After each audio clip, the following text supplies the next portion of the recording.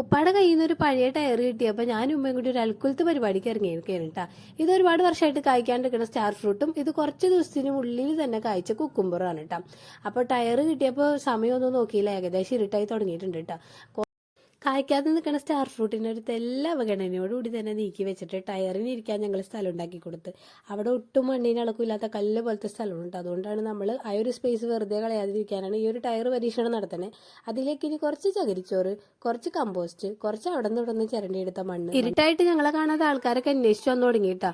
ഇനി അതിൻ്റെ ഉള്ളിലത്തെ അന്തേവാസികളെ പരിചയപ്പെടാം. 2 പാവലും 2 പടവലും.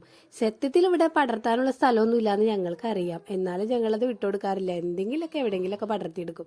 ഇനിയിപ്പോൾ എന്താ, വെള്ളമൊഴിക്കുക, നട്ടുകൊടുക്കുക, അത്ര തന്നെ. പിന്നെ കുറച്ചുകൂടി വെള്ളം ഒരു സന്തോഷത്തിന്. വളഞ്ഞിട്ടാണെങ്കിലും ആദ്യമായിട്ട് ഉണ്ടായ കുക്കുംബറിനെ കാണിച്ചിട്ടുള്ള എൻ്റെ പ്രഹസനോട് നിങ്ങളിപ്പോൾ കാണുന്നത്. അത് കഴിഞ്ഞ് കൈ കഴുകലായി, കാല് കഴുകലായി.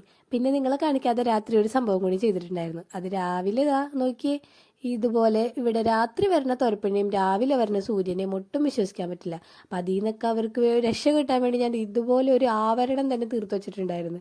അപ്പോൾ ഇനി ഇവർ വളർന്നു വരുന്നതിനനുസരിച്ച് അത് മാറ്റി കൊടുക്കണം. അത് കഴിഞ്ഞ് നോക്കുമ്പോൾ അതൊക്കെ അടുത്ത പണി നിൽക്കണുണ്ടോ, മഞ്ഞൾ പറിക്കേണ്ട സമയം കഴിഞ്ഞിട്ടുണ്ട്. അപ്പം ഇനി വീണ്ടും കാണാം കേട്ടോ.